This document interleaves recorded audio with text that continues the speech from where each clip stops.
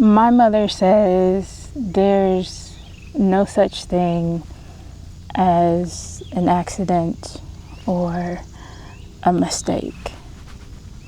She says oftentimes people are doing something that they know that they shouldn't be doing.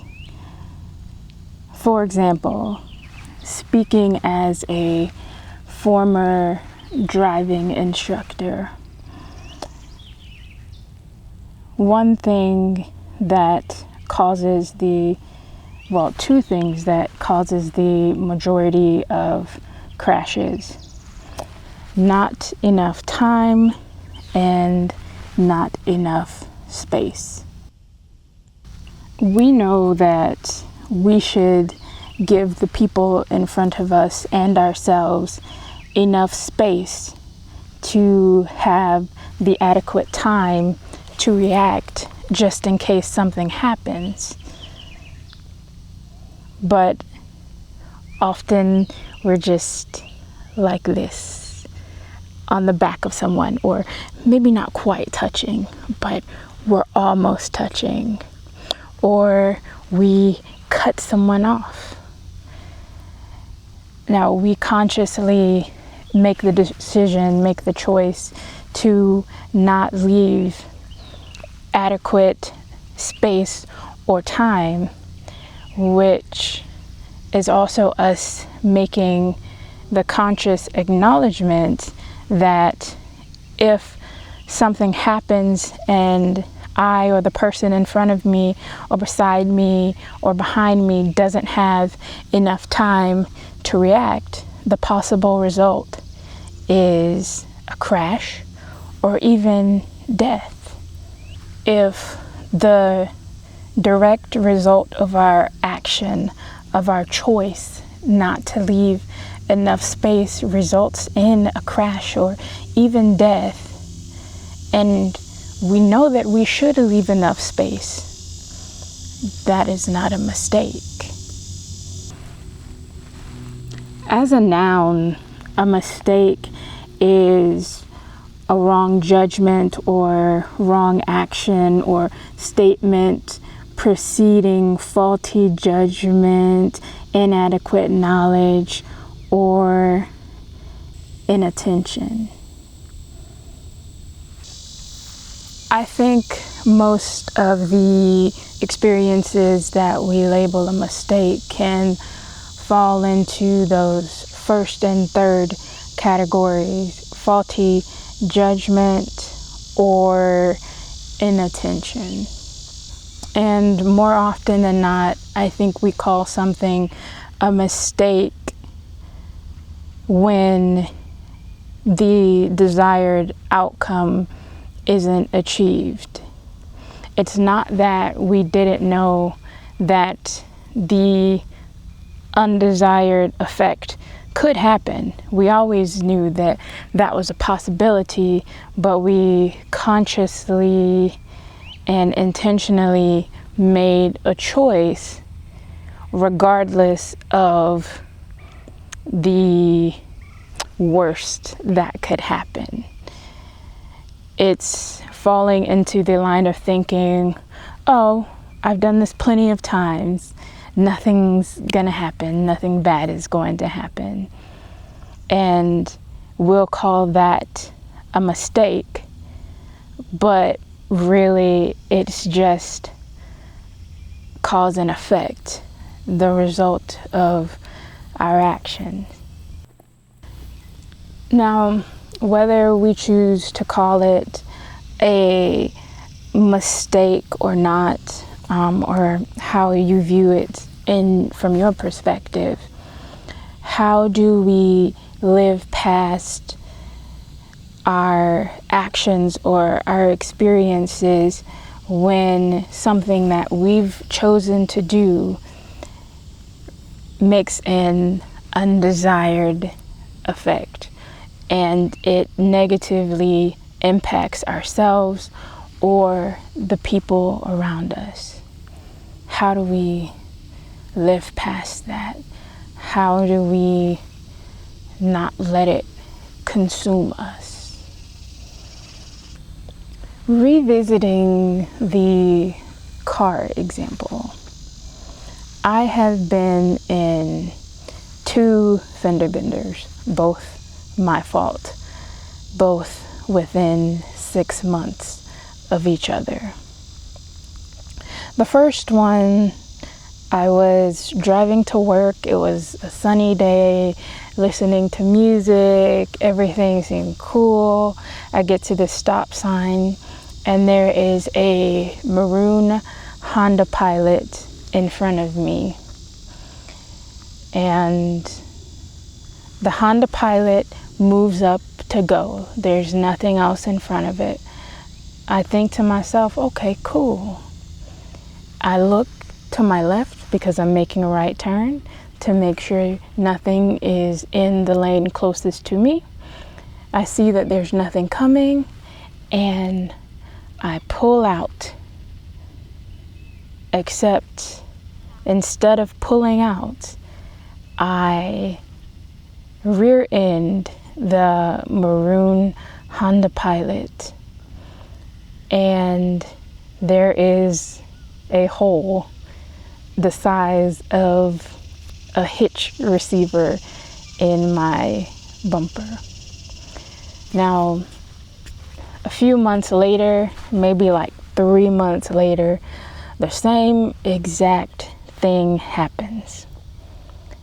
I was not paying attention, and I failed to look before I moved in the direction that I was moving. You know, that's a whole nother video.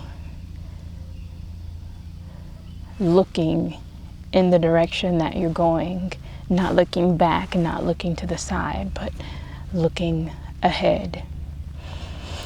So these two crashes happened, and the second one happened after I'd already gotten my fender fixed through the insurance. And so now I have another hitch-shaped hole in my fender, and it's branded like a scarlet letter for all these other drivers to see that I can't drive, or that's how I felt. This happened before I was a driving instructor. And even before I was a driving instructor, I considered myself to be an excellent driver. I was often praised for my driving skills. And after this happened, it's like I was driving around with a billboard on the front of my car that told other drivers and pedestrians and whoever else could see that I couldn't drive, or that I was inadequate as a driver. As I said before, I had a scarlet letter of shame on the front of my car for everyone to see.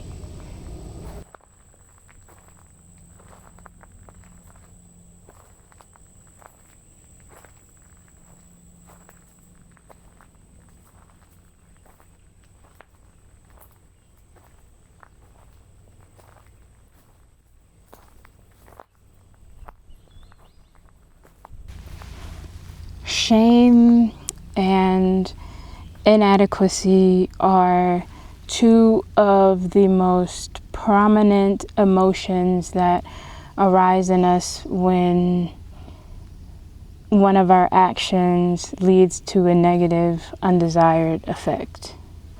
To overcome and counter them, we have to look at where these emotions are rooted. What are they rooted in? According to the dictionary, shame is often rooted in guilt, impropriety, or shortcomings. When shame is rooted in guilt because of a conscious decision that we made that resulted in someone else being hurt or affected negatively, or even ourselves being hurt or affected negatively, we have to ask ourselves, do I feel guilt because I'm truly remorseful and I have hurt over the situation, and I'm sorrowful because I caused pain or hurt or discomfort or any negativity towards someone else? Or do I feel guilty because someone else saw, or because I was caught?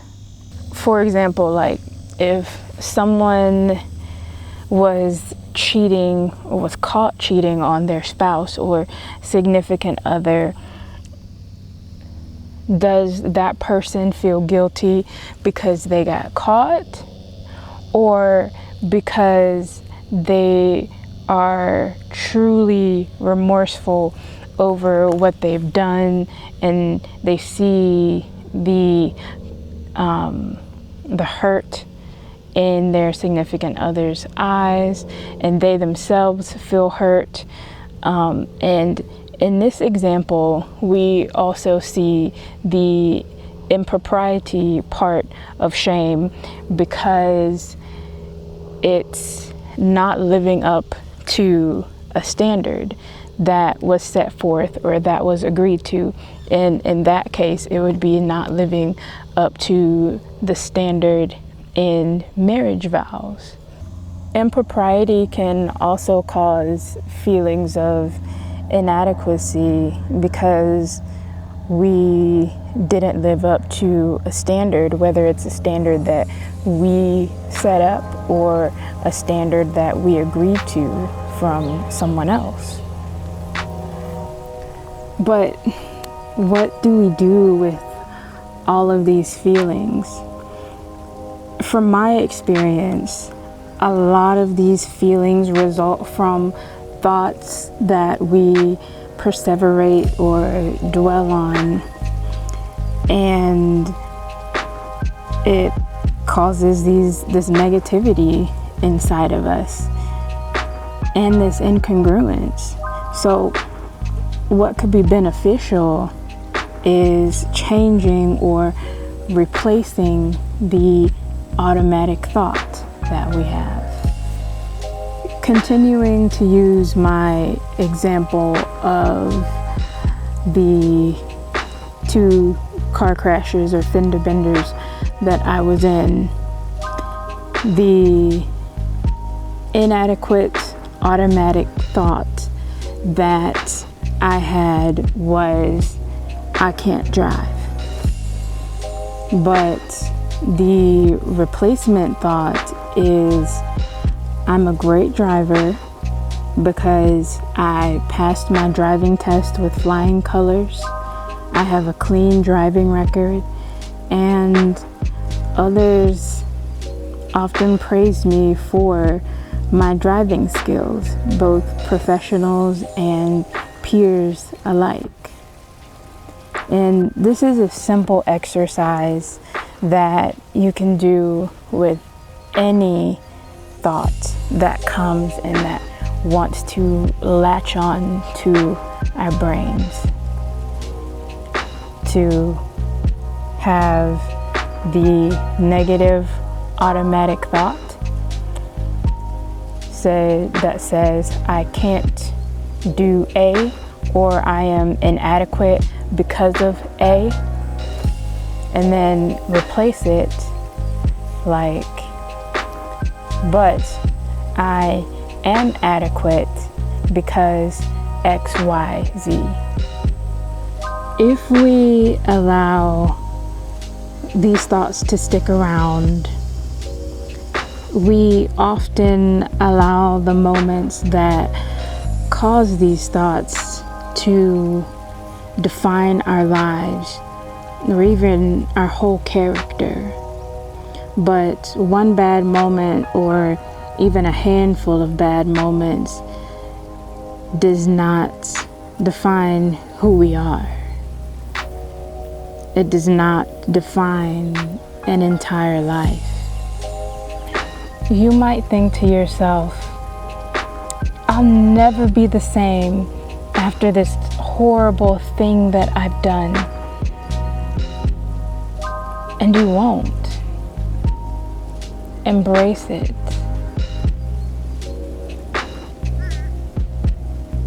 Because this change doesn't have to be a bad thing.